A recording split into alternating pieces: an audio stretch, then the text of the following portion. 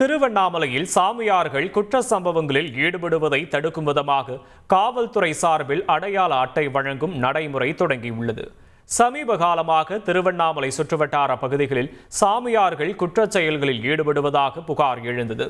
இந்த சூழலில் சமூக விரோத செயல்களில் ஈடுபடும் சாமியார்களை கட்டுப்படுத்தும் வகையில் அடையாள அட்டை வழங்கப்படுகிறது.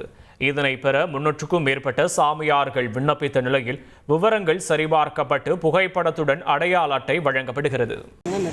இறந்து போயிடுறாங்க, முகவரி தெரியாமல் இருக்குது. இப்போ அவங்களுக்கு கணக்கெடுத்து அவங்க யார் யார் எந்தெந்த ஊரில் இருக்கிறாங்க அந்த நிலவரையை பார்க்குறாங்க. பார்த்துட்டு எங்களுக்கு ஒரு பாதுகாப்பு கொடுக்குறாங்க. இப்போ சாதுக்கள் அட்டை எங்களுக்கு போலீஸ் மூலியமாக எங்களுக்கு வழங்குறாங்க. சாமி அவங்க கஞ்சா கிஞ்சா அதெல்லாம் இது பண்ணுறாங்க, தப்பாக இது போகிறாங்கன்ட்டு அது கொடுத்துட்டு இருக்கிறாங்க. இப்போ நானும் அப்ளை பண்ணியிருக்கிறேன், அது இன்னும் ஒரு வாரத்தில் கொடுக்குறேன்.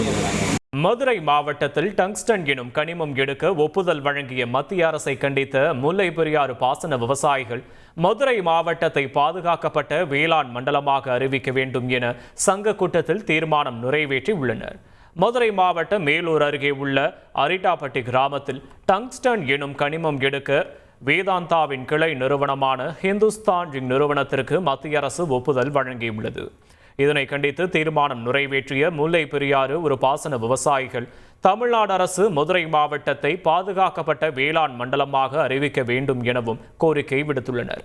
கோரிக்கைகளை வலியுறுத்தி வரும் 29ஆம் தேதி மேலூரில் கடையடைப்பு செய்து மாபெரும் கண்டன ஆர்ப்பாட்டம் நடத்தப்படும் எனவும் அறிவித்துள்ளனர். செய்திகளை உடனுக்குடன் தெரிந்து கொள்ள உடனே சப்ஸ்கிரைப் பண்ணுங்க.